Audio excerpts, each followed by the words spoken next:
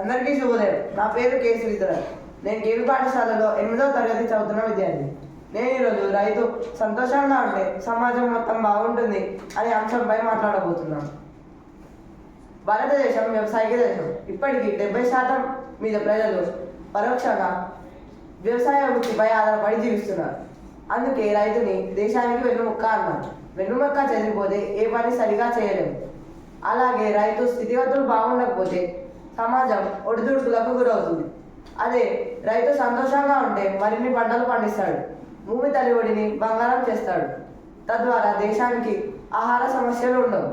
గ్రామంలో చేతి వృత్తుల వారికి చేతి నిండా పని దొరుకుతుంది. తద్వారా ఉత్పత్తి పెరుగుతుంది. తద్వారా ధరలు అందుబాటులోకి వస్తాయి. ఎగుమతులు పెరుగుతాయి, దిగుమతులు తగ్గుతాయి. జై హో రైతన్న.